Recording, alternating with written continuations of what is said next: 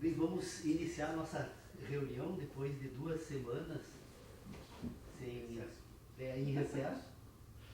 E também nós estamos hoje com uma dificuldade extra. As pessoas talvez vão perceber na transmissão aqui, eu não sei exatamente o que aconteceu.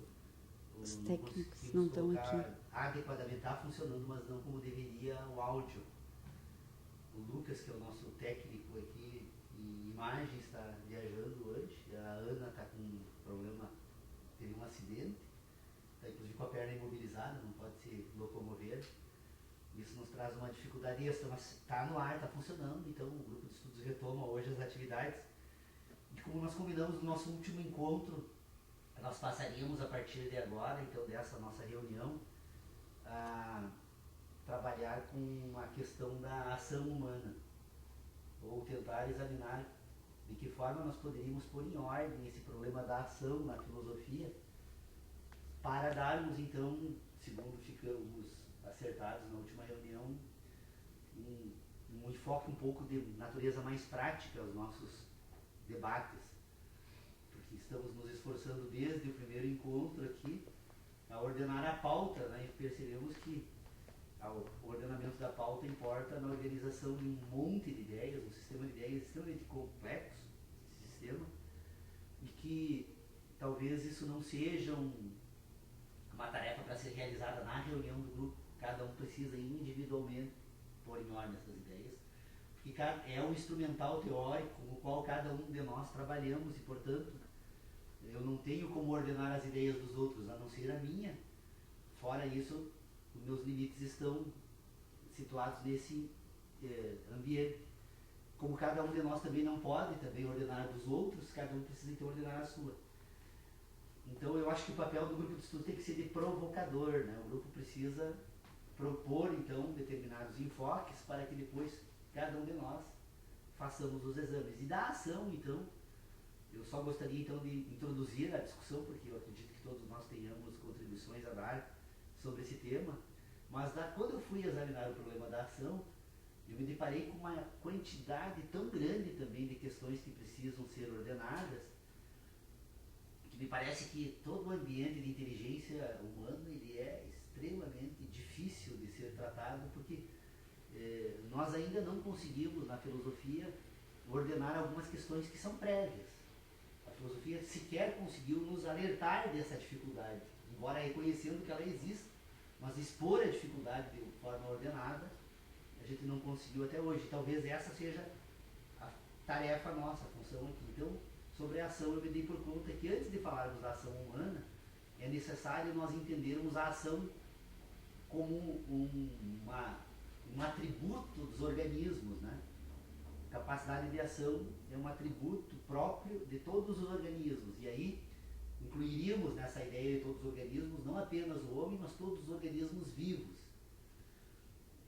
Podemos então, nesses organismos vivos, já que não estamos examinando, embora reconheçamos a existência de uma inteligência também nas plantas, não estamos examinando ainda a inteligência vegetal, estamos examinando apenas a inteligência animal. Então a proposta que eu traria para falar sobre o organismo e a ação seria focado num sistema de ação típica então dos animais.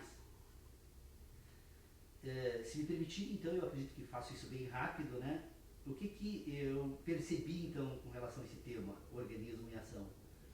Primeiro nós vamos perceber que o organismo tem uma ação que ela é interna ao próprio organismo, e depois esse organismo tem uma ação que se projeta para fora do organismo.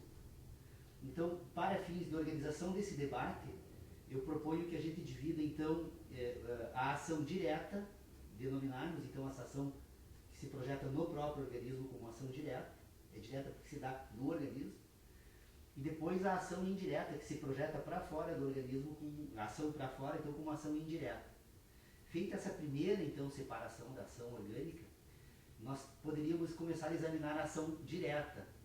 O que eu percebi nesta ação direta? Primeiro, percebe-se que nesta ação direta que se projeta para dentro do organismo, nós vamos perceber que existem ações involuntárias, depois ações voluntárias e depois um misto de ação involuntária com voluntária. Bom, a ação direta, então, que pode ser dividida em involuntária e voluntária, agora nós podemos pegar, então, cada uma delas para examinar. Vamos perceber que a ação direta involuntária, então, ela se divide ainda em outros três espécies que precisam ser ordenadas. A ação involuntária direta involuntária pode ser orgânica. A ação involuntária direta pode ser de movimento. E a ação involuntária direta pode ser de sensação. A ação involuntária direta, então, orgânica, é aquela em que o organismo, né, não tem intervenção voluntária nos processos. A reprodução celular seria um exemplo, né, de ação direta involuntária, orgânica, né? Reprodução celular. As células no organismo se reproduzem, ou a reprodução orgânica, para usar mais especificamente o termo. Essa reprodução orgânica se dá independentemente de qualquer voluntariedade dessa estrutura orgânica. A ação involuntária de movimento também, nós vamos perceber que ela existe porque, por exemplo, os batimentos cardíacos é uma ação involuntária de movimento. O coração bate independentemente da vontade do indivíduo, embora algumas ações haja um certo misto em certos momentos que pode até aumentar ou diminuir voluntariamente a frequência cardíaca com certos exercícios, mas o batimento cardíaco em si é involuntário e é de movimento. E a ação direta, involuntária de sensação são todas as sensações que o organismo recebe, independentemente da sua vontade. Quando um barulho ocorre, o organismo recebe essa impressão sensível, auditiva, independentemente de querer ou não ouvir o barulho, como as impressões visuais, olfativas, gustativas. Então, nós percebemos que há todo um sistema que pode ser dividido então, em orgânico, de movimento e de sensação, que é involuntária no organismo. Já a ação voluntária, ação direta voluntária de movimento, ela é uma ação que se expressa quando esse organismo movimenta voluntariamente partes desse próprio organismo. O ato de caminhar, de mover o braço, de mover qualquer parte, qualquer órgão deste organismo, então é uma ação... eu agora estou falando da voluntária, né? Então a ação voluntária é de movimento, ação direta voluntária de movimento. Então o organismo se movimenta. E a ação mista são aquelas ações que há um certo controle da vontade voluntária, mas também ela é involuntária por natureza. Por exemplo, o ato de respirar. Embora o indivíduo possa fazer uso de forma... né, ele é um ato involuntário em um determinado momento, mas ele tem um certo controle do organismo humano. Respirar, urinar, defecar, né? Ou seja, essas questões orgânicas. Então, esses seriam as primeiras questões que nós precisamos examinar naquilo que nós poderíamos chamar de ação direta. Já a ação indireta, nós também agora podemos dividi-la. A ação indireta nós podemos dividi-la em ação simples ou complexa.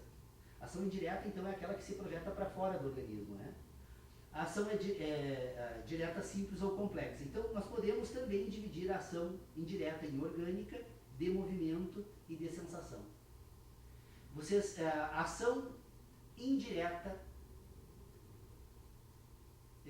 orgânica é aquela que se projeta para fora do indivíduo, a reprodução, o ato de reprodução. Quando essa estrutura orgânica se associa a uma outra estrutura orgânica para reproduzir-se, ela é uma ação indireta orgânica porque ela se projeta para fora dele. Alguém diria, não, mas a mulher não se projeta para fora, ela se projeta, porque ela, embora esse processo se processe em um determinado momento no interior dela, depois se projeta para fora também, né? Então nós teríamos ação indireta orgânica. Depois nós teríamos ação indireta de movimento. A ação indireta de movimento, então, pode ser simples e pode ser complexa. A ação indireta de movimento simples é quando essa ação que se projeta para fora do organismo tem uma relação única com um único objeto. Então, pegar um copo é uma ação indireta de movimento simples. A estrutura orgânica se apropria de um objeto. Esta ação é complexa quando esta ação indireta de movimento, ela produz atos complexos que precisam associar relações entre fenômenos ou objetos fora da estrutura orgânica. Então, a ação de pegar o copo e colocar na mesa é uma ação indireta de movimento complexa, porque precisa associar dois objetos que estão fora da estrutura orgânica. E depois tem a ação, que é a mais importante de todas elas, que eu acredito que talvez seja o tema que nós devamos trabalhar aqui no grupo de estudos com mais profundidade, e que eu tenho certeza que vamos mais outros 8 anos para colocar ele em ordem, que então agora é a ação indireta de sensação. O que é a ação indireta de sensação? É quando a estrutura orgânica, agora fazendo então o uso das ações indiretas, tanto a de movimento, quando ele faz então o uso da sua produção sonora através da fala, através da respiração, através desse processo da ação indireta de movimento, ele agora se propõe a interferir na outra estrutura orgânica através das sensações, da ordenação das sensações, que é a comunicação, que é a linguagem. Então a ação indireta de sensação é quando a estrutura orgânica busca interferir em outra estrutura orgânica, agora a partir da ordenação das sensações nessa estrutura orgânica, através de um sistema que nós podemos chamar de comunicação ou de linguagem. Então a ação indireta de sensação, ela tem um propósito binário, porque quando ela interfere nessa estrutura orgânica, quando ela faz uso da estrutura orgânica de sensação, que tem o propósito agora de ordenar sensações em outra estrutura orgânica e, portanto, estabelecer um sistema de comunicação, ela estabelece agora relações na sua estrutura orgânica com o propósito de encontrar a correspondência da estrutura orgânica com a qual há esta ação orgânica de sensação. Ela associa sensações e ações. Da associação de sensações e ações, ela estabelece um sistema de comunicação com o propósito de estabelecer, então, agora uma relação de sensação.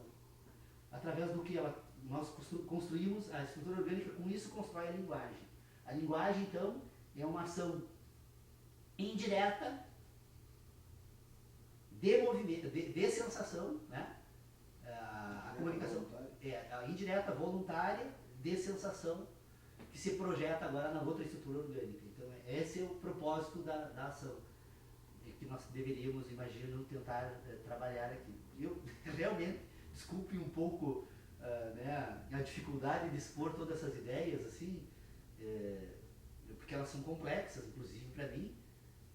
Eu tenho ordenado elas desde a nossa última reunião, é um assunto que eu ainda, até então, não havia tentado examinar. É a primeira vez que eu faço, o primeiro um post que eu coloquei na nossa página do grupo de estudos, e um texto que eu escrevi, e agora então pela fala. Mas a ideia é essa, antes de nós examinarmos a ação humana, nós tentarmos ver se concordamos de como nós examinamos as ações orgânicas como tal, porque se o homem faz uso da ação nesse processo de comunicação, que é o que nós utilizamos, inclusive, para a realização da reunião do grupo de estudos aqui, este processo é resultado de um conjunto de outros processos que tem a ver com essas outras ideias que já também foram examinadas aqui, que é tentar compreender como funcionam, então, os processos todos que permitem a existência de uma estrutura orgânica que sente, que tem sensações. Essa estrutura orgânica que sente, que tem sensações, então, ela, a partir daí, então, ela produz ou descobre verdades e produz conhecimento. Essa estrutura orgânica, então, que tem sensações, descobre verdades e produz conhecimento. E essa estrutura orgânica que produz, descobre verdades e produz conhecimentos porque tem sensação, ela depois faz uso de um outro instrumento agora, que é produzir ideias. Que é agora fazer uso das sensações para buscar construir um sistema de ideias que busquem representar sensações. Por isso que nós trabalhamos com a ideia de correspondência, né, de sucessividade. Ou seja, se no plano das sensações nós temos um processo sucessivo de fenômenos naturais, orgânicos, que se expressam então nessa estrutura que tem uma ação direta, e que essa ação direta então faz parte do processo de sensações, essa estrutura que tem ação direta, que faz parte, então essa ação direta faz parte do processo de ordenação de sensações, agora ela se projeta na construção de um outro sistema que busca produzir ideias que buscam agora representar sensações que por sua vez foram produzidas por ações entre estruturas orgânicas ou entre fenômenos de estruturas orgânicas. Vocês vejam que nós vamos encontrar então uma cadeia de processos que vem lá da natureza, né? Ou lá da natureza como se não estivesse, que vem da natureza, então essa cadeia de ações que se dá entre a estrutura orgânica e o fenômeno, e que agora, com colocando então a sensação como elemento central desse processo todo, nós vamos encontrar agora na sensação um sistema agora que produz ideias. E essas ideias são produzidas através do quê? Por meio do quê? Por meio da ação indireta de sensação. A ação indireta de sensação é a que vai produzir agora um sistema de comunicação, de linguagem, e esse sistema de comunicação e linguagem se associa agora a um sistema de ideias que busca representar sensações. O indivíduo que se comunica, então, ele faz uso das suas sensações para associar as sensações a ações, e ao associar sensações a ações, ele produz ideias num sistema de comunicação que busca fazer com que o outro indivíduo, a outra estrutura orgânica também agora associe sensações a ações e a ideias e, portanto, agora cria um canal de comunicação. Esse canal que se estabelece entre os indivíduos, que são as ideias, ele é um produto cultural. Ele é um produto da ação indireta de sensação. E a ação indireta de sensação é que permite essas estruturas orgânicas a fazerem isso. O que diferencia? Se nós formos examinar todos esses elementos que compõem, então, a ação, as estruturas que permitem, então, entender a ação tanto direta como indireta, nós vamos perceber agora, então, que estas estruturas orgânicas, elas se diferenciam em pouquíssima coisa. O sistema de inteligência que o homem utiliza e o sistema de inteligência que uma outra estrutura orgânica da natureza, animal, também utiliza, não são muito diferentes. A única diferença que existe entre a estrutura orgânica do homem das outras estruturas orgânicas é que o homem tem a capacidade de produzir ideias de repetição. O dia que qualquer outro animal reconhecesse a possibilidade do interior da sua estrutura orgânica de construção agora desse sistema de ideias, a capacidade de repetir, ele poderia agora construir um sistema de crenças e construir um sistema de inteligência idêntico ao do homem. A capacidade humana, por isso que nós temos um sistema binário de inteligência, que é um sistema que associa sucessividade com repetição. A repetição como operador lógico, não algo, né? E a sucessividade como operador lógico algo. Quando algo, aí a estrutura é essa que organiza, então, sensações, e ela vai ordenar essas 7 sensações humanas, que são as 5 exógenas e as 2 endógenas. Dor, prazer, com tato, olfato, gosto, audição, visão. Então é isso. Desculpe se eu não fui mais claro, porque o assunto, embora esteja já suficientemente claro para mim, ao expor assim pela linguagem as ideias que eu pelo menos ordenei aqui, eu tenho ainda um pouco de dificuldade, mas eu tenho certeza que nas próximas reuniões eu vou melhorar bastante esse tema. E eu estava pensando a respeito também disso, e isso ainda nós não entramos na ação ética, né? Não entramos na ação ética, só a ação ética ela tem um outro componente que se introduz nesse sistema todo aí, que é a identificação de um bem a ser atingido, né? E que vem desde Aristóteles, lá toda a discussão de que o homem age visando um bem, e os filósofos estão até hoje discutindo qual é o bem que a ação humana se dirige. Seria essa ação indireta, voluntária, externa, né? De sensações. 2 bens. Reprodução e sobrevivência. Toda ação do humana, ponto de vista do orgânico. Mas do ponto de vista da ética, e agora podemos falar em uma ética naturalista e uma ética metafísica. A ética metafísica, que é aquela que vem de Aristóteles, na verdade a ética ela seria o estudo da ação humana, né? Da finalidade da ação humana, por isso que eu digo que essa análise não entrou na análise da ação ética ainda, porque ainda não estamos analisando qual é o objetivo para o qual o homem age a partir de uma moral estabelecida, ou a partir de critérios que ele define para definir o que ele vai fazer, o que é certo, o que é errado. Nós não entramos nisso ainda. Essa parte seria a parte da ação ética. Nós estamos num passo anterior. Porém, esse passo anterior que tu estás falando, ele é fundamental para que possa existir a ação ética, né? Então, tu vê a importância, me parece, dessa análise aí, porque nós fazemos uma análise, essa análise está partindo além das sensações, para um ambiente de entendimento dessa ação humana, e que nós poderíamos chamar isso aí, se fosse considerar a ação ética como o início da ação, de fato, só para sistematizar, assim, para fazer um método, isso seria uma pré-ação, né? Seria as condições pré-cognitivas ou cognitivas para que o homem pudesse partir para a ação ética. Mas, de qualquer forma, é a base da ação humana, dessa discussão.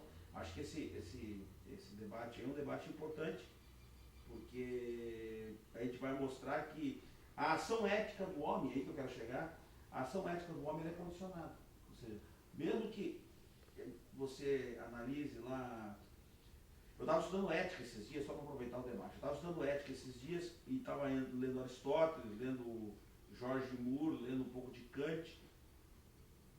E a discussão entre o Aristóteles, por exemplo, e o Moore, que é um filósofo ético aí do começo dos anos 1900, não muda muito a essência da discussão, muda o enfoque do que é o bem que o homem busca. Então, e como é que esse bem se expressa? Quer dizer, tem umas diferenças bem claras, assim, não vou esmiuçar aqui teoricamente, né? Inclusive o Moore critica lá o que ele chama de falácia naturalista, que é a questão da ética metafísica.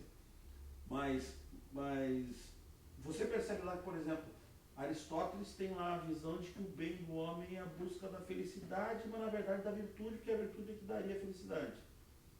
Que ele chama de ética demonista, né? A do outro, do Jorge Burns, que não, que todo estudo da ética é definir o que é bom.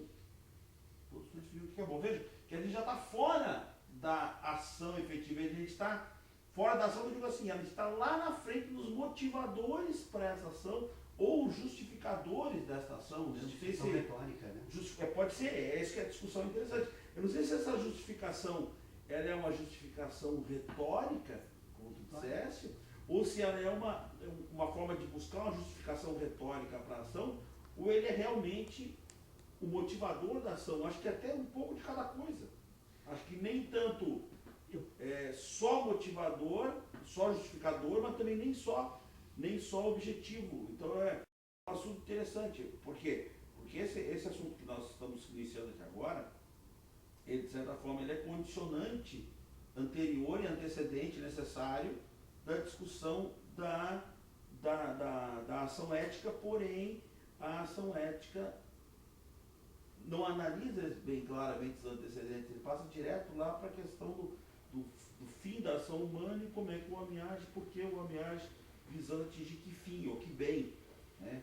Se busca, ou o sumo bem, como um termo que se fala aí, que seria o bem supremo, no qual o homem ou a humanidade busca. E um dos objetivos da metafísica toda, o estudo da metafísica, da ética metafísica, desde Aristóteles até os filósofos de hoje, é essa discussão do que é esse bem, se existe esse bem, se não é. E nós podemos chegar à conclusão no grupo de estudo daqui a um tempo que não, que isso é pura retórica e que na verdade o homem não se move por esse pressuposto, e daí tanto conflito até hoje para tentar definir o que é esse sumo bem ou essa suma.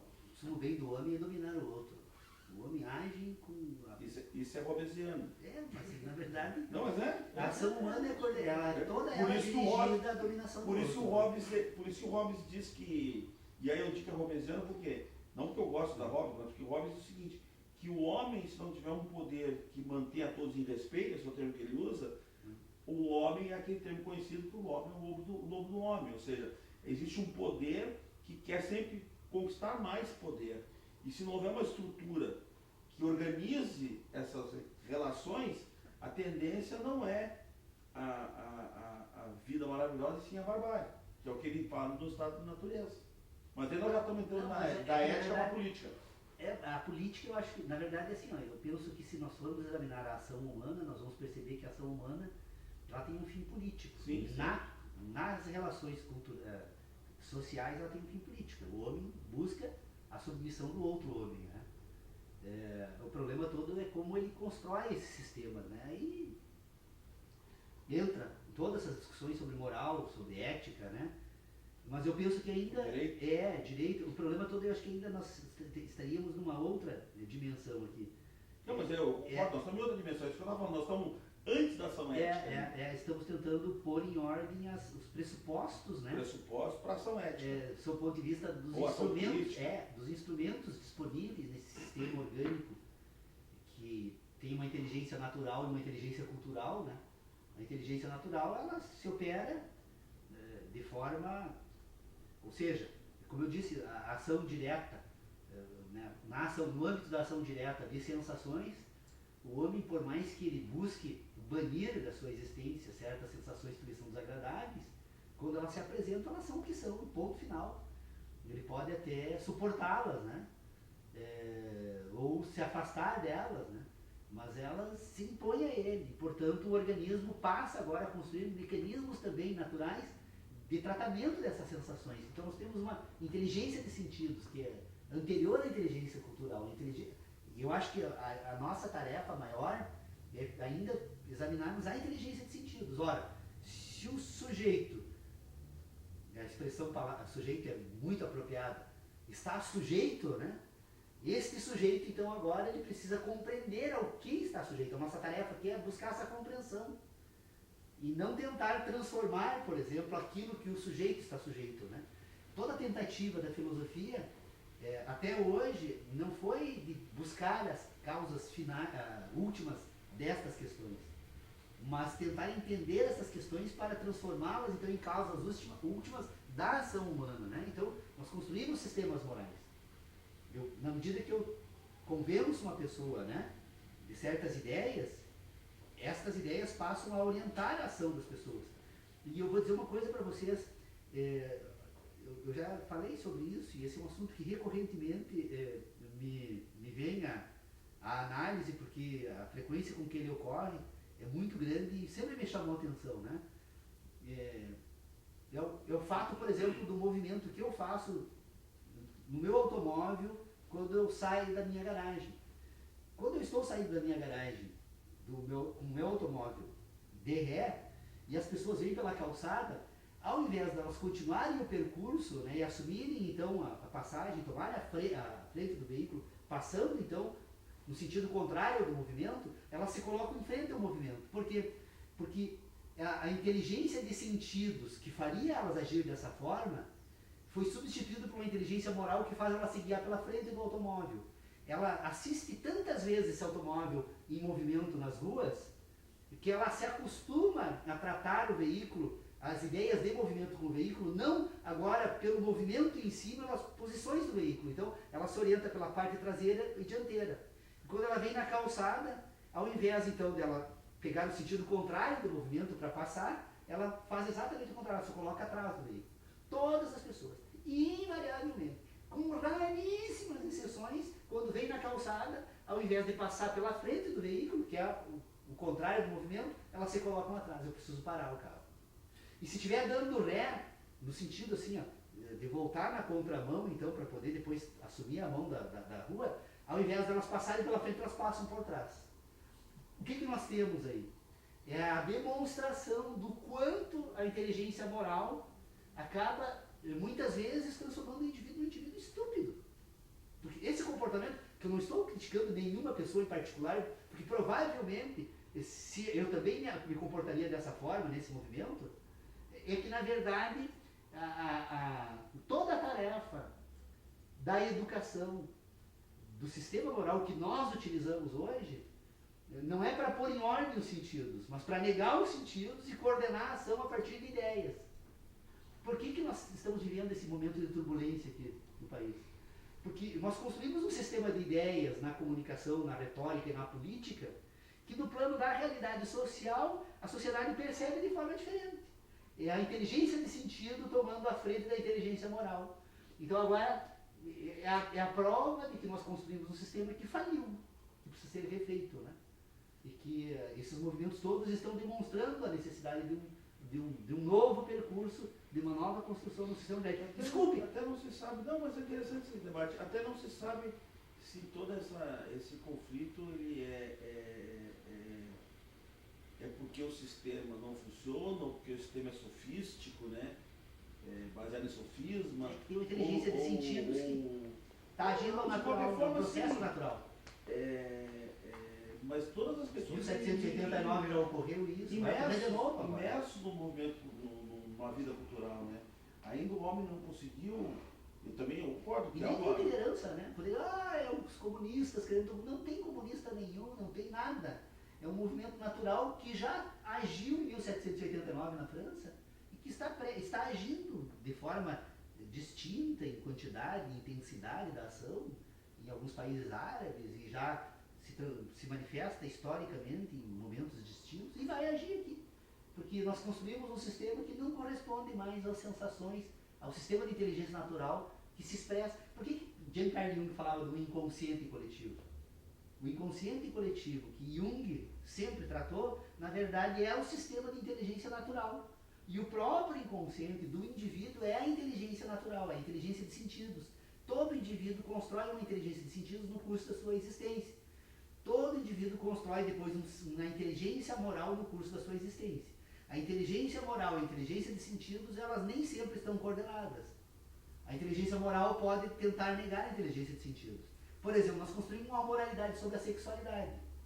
A moralidade que nós temos, ela serve para a vida em comum, em sociedade. Porque a moralidade sexual que nós temos dentro das nossas vidas comuns, particulares, é completamente diferente da que nós usamos. Por quê? Porque nós temos uma inteligência moral, temos uma inteligência de sentidos. Eu só falo desse exemplo porque é o que mais se manifesta de forma clara, né? Entre determinadas culturas em que não existe uma moralidade sexual, ninguém tem problema nenhum de andar desnudo. Aliás, é um fato completamente natural. Numa sociedade como a nossa, um fato como esse causa escândalo, né? Então, por quê? Porque nós temos duas inteligências, uma de sentidos e uma moral. A de sentidos, ela não é apenas o sentido puramente esse, o sentido da sexualidade. Eu estou falando do prazer como um todo, né? O gosto que o doce nos causa, né? O amargor que o fel nos causa. Tudo isso faz parte do sistema de inteligência de sentidos que o organismo se apropria e passa a fazer uso dessa estrutura, e por isso que a psicologia vai dizer então que o seu indivíduo tem um inconsciente. Não é um inconsciente, ele tem uma inteligência de sentidos que lhe coordena e que é a que efetivamente lhe governa. Depois esse indivíduo constrói uma inteligência moral, que é aquela inteligência que nós construímos nas escolas, na família, na vida em sociedade, que agora é um sistema de ideias que o indivíduo tem para tentar agora coordenar estas ações, esse conjunto de ações. A voluntária, a ação direta, né? Voluntária e a ação indireta, elas se coordenam agora tanto para coordenar o próprio indivíduo, agora o indivíduo pode, através da ação direta voluntária, parar de respirar. Mas vai, em um determinado momento, a sua inteligência de sentido mandar que faça o contrário. Ele vai ter que retomar essa atividade. Então, nós temos uma coordenação entre as duas inteligências. Uma só, numa certa parte, depois ela foge ao controle. O indivíduo não pode dar ordem para o organismo para parar de se reproduzir organicamente. Ou para que o coração pare de bater. Mas vocês percebam isso. Essa talvez seja a principal questão que eu, desde o início dos nossos encontros, eu insisto na necessidade que nós temos em fazer um corte radical, mas absolutamente radical, não nas nossas sensações e nas nossas ideias, porque isso não é possível, mas nas nossas ideias, para perceber a existência, então, de um âmbito orgânico de inteligência e um outro âmbito cultural, que, embora sendo cultural, ele também é orgânico, só que ele trabalha agora com uma outra possibilidade, com o uso da possibilidade da repetição. Essas ideias agora se constroem entre si, se associam entre si, se repetem entre si, para tentar agora representar sensações. As sensações estão no plano das estruturas orgânicas que se relacionam para produzir sensações. E as ideias estão num plano cultural, que também são estruturas orgânicas, mas agora, como elas se organizam dentro de uma outra parte dessa estrutura orgânica, que é o cérebro, e elas apenas se repetem. Eu acho que as sensações, eu vou botar uma linha na fogueira, você está tão convicto, mas eu sempre gosto de botar, né? Eu acho que representa sensações e emoções, porque a emoção também não Mas a emoção é uma sensação. Pois é, aí que tá. Eu não é sei uma se sensação. Ela pode ser como pode não ser. Quando você cria representações sensação internas... de prazer. Não. Quando tu cria representações internas, por exemplo, absolutamente internas, você cria um quadro mental interno que não corresponde à realidade, mas que na sua cabeça ele existe, você cria aquilo e a partir do momento expressa uma emoção de tristeza, por exemplo. Veja, não há nenhum provocador externo, mas a emoção está ali. Isso existe. Ação direta. Ação direta do organismo, ele recebe percebe uma Tá, sensação. mas da onde essa sensação? Onde é que está o estímulo? Na estrutura orgânica, ela reage às sensações. Por isso que nós temos as sensações, elas se impõem a nós. Nós podemos resistir a elas, né? E tentar, então, nos submetermos de forma voluntária, então, a algo que na natureza nos obrigaria a se afastar dessa local, ou então nós combatemos a ela, as fontes da sensação desagradável, né? Mas essa fonte, mata o indivíduo, essa fonte né? não vem por nenhum dos 5 Mata sentidos. radical, por exemplo, da natureza. Veja, essa fonte não vem por nenhum dos 5 sentidos exógenos. São endógenos, nós temos dores. Dor e prazer. Dor e prazer. Tá, Não, mas o que reprodução. provoca a dor? A dor é o efeito, não a reprodução e causa. sobrevivência. A dor é o efeito, não a causa. É o O prazer é fenômeno. o efeito, não a causa. É o fenômeno. Mas tem uma causa. É o fenômeno. Qual é a causa? É o fenômeno. Então, e qual é o fenômeno? O É esse? fenômeno na Por isso natureza. que eu digo, não, fora da natureza, eu estou fora da natureza. Mas nós somos uma estrutura, nós temos glândulas que se comportam. Olha, você mexeu numa coisa extremamente complexa. E por isso mesmo, estimulante. Mas vou entrar no meio dessa coisa. Coisas bem simples. Que estamos, complexidade está disponível, está à vontade. Tão simples. Nós, humanos, seres, animais, seres humanos, temos individualidades. E essa individualidade, por isso que nós não somos idênticos, nós somos semelhantes. Sim. E a expressão popular diz bem isso. O meu semelhante. Ele não diz o meu igual. O meu semelhante. Ora, semelhança, para não cair na fala comum da igualdade, ou seja, da identidade rigorosa, deve ter lugares privilegiados onde ela possa ser apontada. Eis ali, ó, uma semelhança, uma dissemelhança. Porque se não houvesse a dissemelhança, as diferenças, seríamos idênticos. Então, isso aí é óbvio. Mas quando, por exemplo, o Paulo colocou ali um exemplo muito interessante para mostrar isso. No momento que ele vai recuando em marcha ré o seu carro do estacionamento da garagem, e o transeunte eu venho andando com a mente voltada para meus objetivos. Ou num devaneio, que é um grande objetivo. Pensando em música, pensando num alimento que eu gostaria de comer, a futilidade ou não do pensamento, né, da ocupação, infinita, né, de ser imaginado. Então, quando eu fico na dependência de observar o que o motorista Paulo, se ele está realmente atencioso e como é que ele vai reagir, ele, no movimento do seu carro. Porque se eu estou no espaço de risco, e o organismo vivo tem essa percepção, ele sente o que lhe é desagradável. O mal, o azedo, o mal, tudo isso é repelente. Somos providos, não vamos esquecer que nós somos animais. E o processo de educação, essa coisa toda, é para tentar nos proporcionar um ambiente de convivência.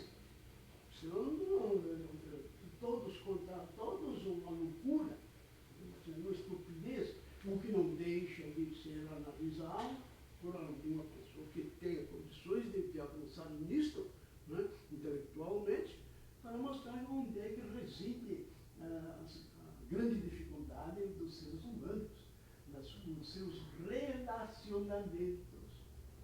Porque relacionar-se com coisas, com efeitos emanados da própria natureza, isto é possível porque está com ela à disposição. E nos habituamos nos esquivar das coisas que vão caindo das nossas cabeças. Ou se aproximar de ambientes de proteção. Não é por outra razão que hoje o Paulo me deu esse boné. Então eu quero me abrigar. Mas no caso da garagem, eu não estou mais, eu estou fragilizado na porta da garagem do Paulo, porque eu não sei o que ele pretende fazer. A expectativa dele, se não bater com a minha, vai ser um desastre para mim, porque a lataria dele é muito mais forte. Esse risco, estabeleção, é lógico que eu não faço tudo isso, mas não há necessidade nenhuma. O ambiente, o risco, o perigo, e a coisa do ser vivo.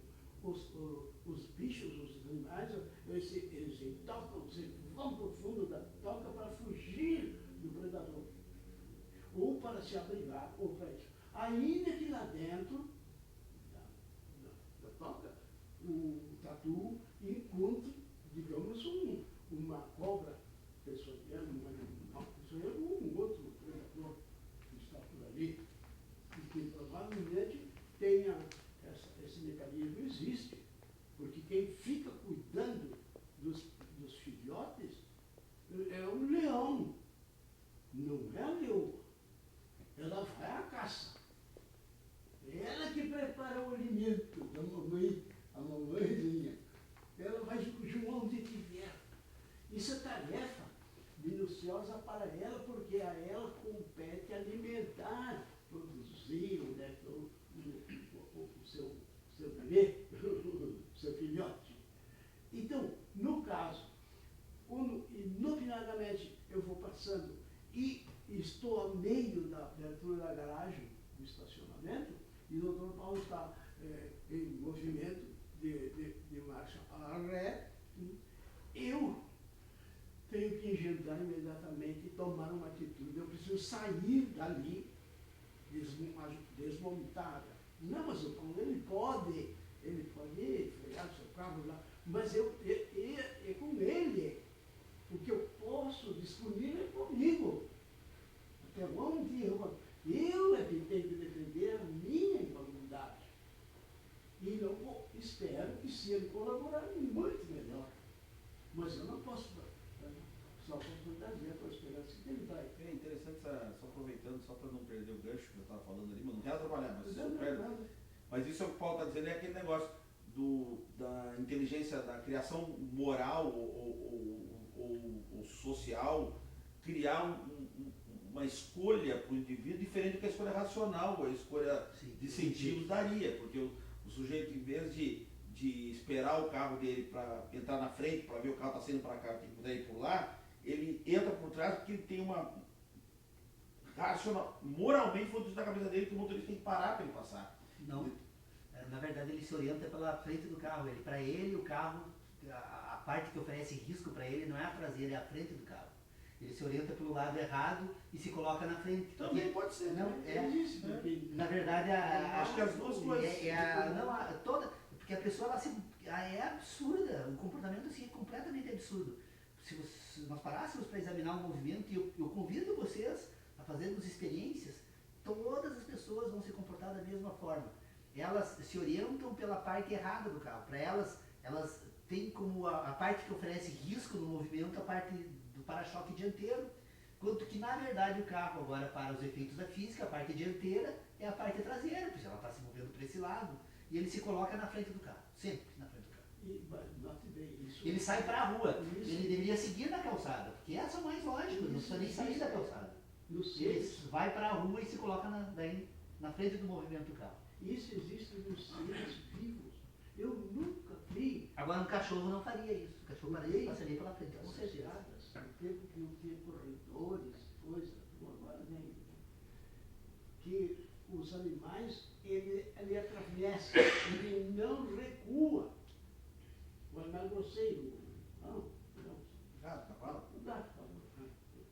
Ele vai ou fica estagnado, chocado com aquilo, não sabendo o que fazer. A expressão é muito boa essa. Eu não sei o que eu vou fazer. Porque depende da decisão do outro. Por isso que o processo democrático é difícil, o processo político é complicado. Porque não batem, eu não sei bem o que fulano quer. Diz, não, ele quer que isso, eu sei que é esse o movimento que ele quer fazer, mas para quê, por quê e em que isso me afeta? E todos nós fazemos essas perguntas cruzadas, se estabelece uma coisa dessa, que já apareceu uma lei. Viu, uma coisa, você falou uma coisa muito interessante, me lembrou um outro negócio agora. Como essas questões também estão situadas essas realidades que nós lidamos com elas, que elas podem parecer absolutas, elas na verdade não são absolutas, elas são absolutas em relação àquele momento que a gente vive. Quer ver por quê? Vou dar um exemplo, eu estava lendo Aristóteles, mais uma vez, essas semanas aí, e tem uma coisa no livro que me chamou muita atenção. Veja, Aristóteles data de 500 anos antes de Cristo, mais ou menos, ou 2.500 anos antes de Cristo. Então, ele fala uma coisa ali que me chamou muita atenção, que ninguém comenta muito, ninguém fala nada, mas me chamou muita atenção. Ele fala assim, ó, falando da natureza das coisas e das pessoas na ação, que o normal de uma pedra é, se você soltar a pedra, ela é descer para baixo. Sempre é rolar para baixo. É o normal da pedra, porque aquilo é a essência da pedra. E que o fogo, a essência do fogo é subir. Porque o fogo sempre vai subir, porque é a essência do fogo. Veja, a questão da pedra, por exemplo, é uma coisa que me... Por que ele falou da pedra? Porque naquela época não se tinha conhecimento da lei da gravidade. Certo? Então, como ele não tinha conhecimento da lei da gravidade, que é uma lei da física, para ele, a pedra descer, quando eu solto a pedra aqui, era da natureza do ser. Estava isto na natureza da pedra descer, quando eu soltava a pedra no lugar. Quer dizer, para ele não sabia por que a pedra, se eu soltasse a pedra aqui, por que ela descia? Ele sabia que ela descia. Mas na cabeça dele ela também poderia subir. Ela não subia porque é a essência da pedra descer. Do ser. Tem até um quadro de humorista aí na televisão, pensando sobre isso.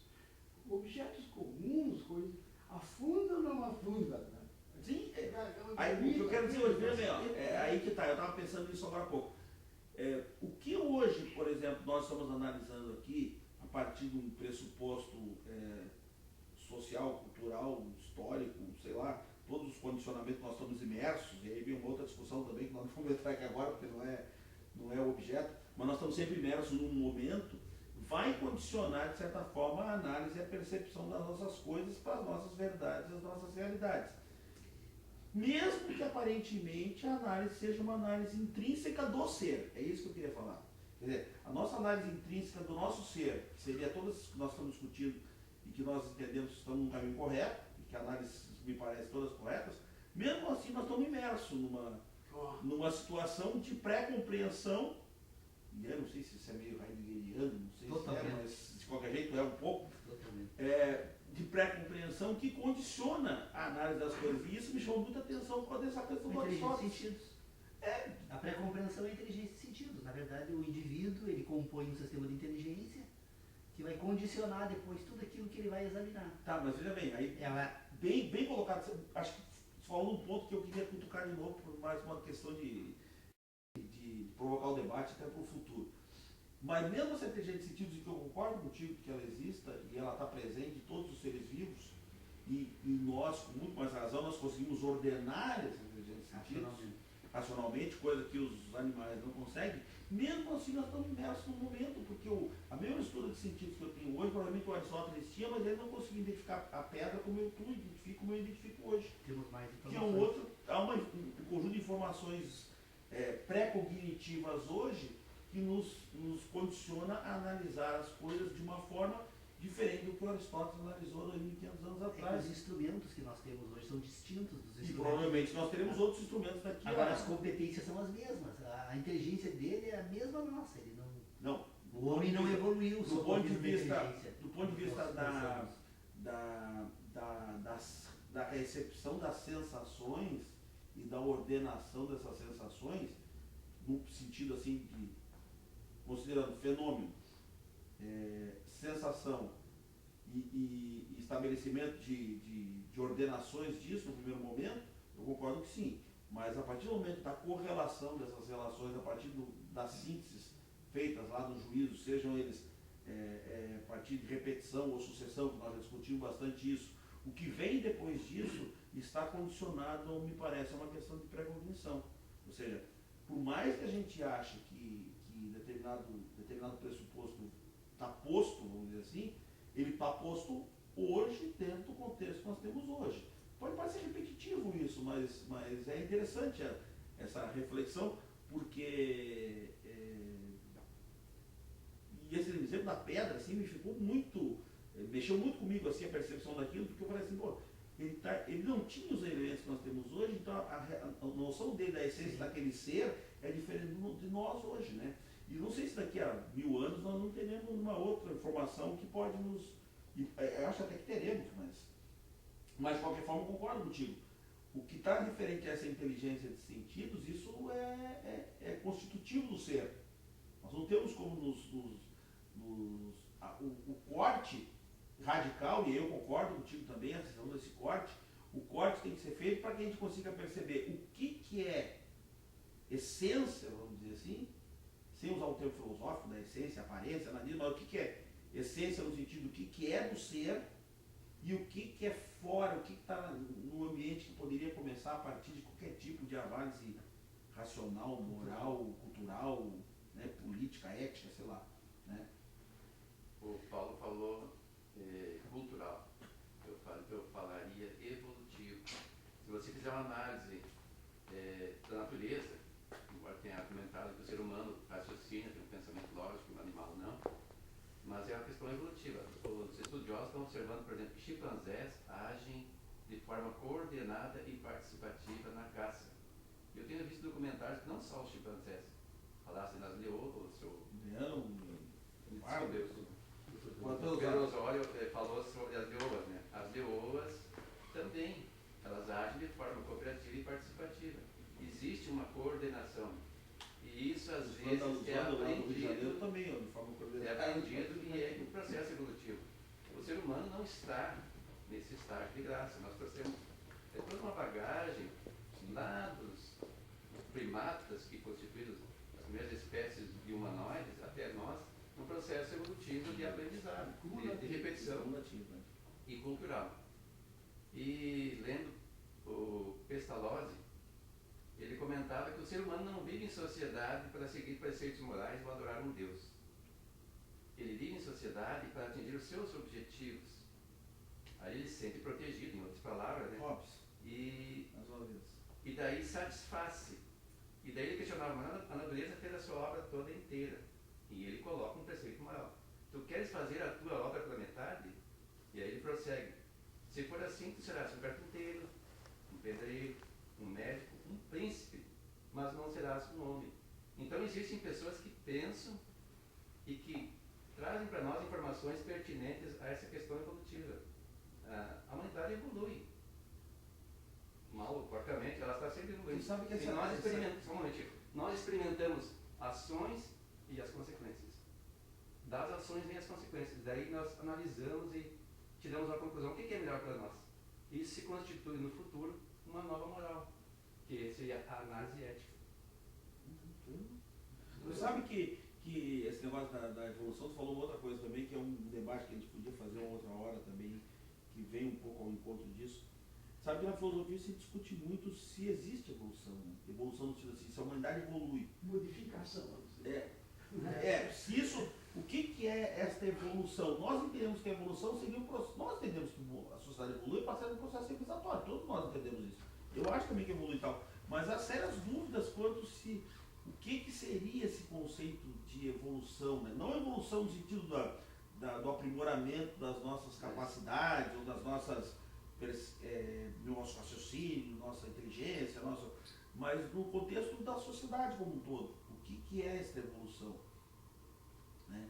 Se isso também não é um conceito construído. Né? E não estou fechando questão, só estou abrindo aqui. E a competição. E abrindo para o futuro a gente tem que pensar sobre isso. Isso também não é um conceito construído. Porque o homem é um acúmulo, na verdade, né? E não é uma sucessão. A evolução é no sentido de você trazer o que é melhor para a sociedade ou para si. foi falado aqui individualidade, mas existe a coletividade. O indivíduo não vive sozinho. Ele precisa dos outros. E na medida em que ele precisa dos outros, ele vai descobrindo um novo meio de proceder para atingir os seus objetivos de forma egoísta. Mas num resultado global, ele atinge, na verdade, objetivos do conjunto. Porque se o conjunto não for satisfeito, ele, indivíduo, também não será atendido nas suas necessidades. Daí, o que está acontecendo, que o Paulo falou aqui a respeito das manifestações, é isso aí. Isso é Cada um preocupa-se com o seu interesse. Hobbes no mais puro grau. Hobbes diz exatamente isso. E tem uma crítica da Hannah Arendt para o Hobbes, que até diz o seguinte, num dos livros da Hannah Arendt, ela diz assim, ó, que... no Origem do Totalitarismo. Ela fala o seguinte, que o Hobbes foi o primeiro filósofo que criou a burguesia, isso aí é discutível. Mas ela coloca uma coisa lá, que se o homem hobbesiano fosse tão egoísta como alguns intérpretes acham que ele era, que não poderia nem ter construído um corpo político com a sociedade. Então, na verdade, o Hobbes acha que o homem é individualista. Que não é bem isso, mas vamos dizer que mas individualismo teleológico, vamos dizer assim. Ele é individualista, mas ele precisa construir aquele grupo para atingir as suas finalidades. É isso que você está dizendo aí. De segurança, de paz, de equilíbrio, para poder viver. Né? Pois é, disso tudo tem as consequências. E aí ele vai ver que é melhor para ele viver em sociedade. Sim. A solidariedade, a fraternidade não é bom para os outros, é bom para quem exercita. Olha aí. Que bom, mais uma reunião.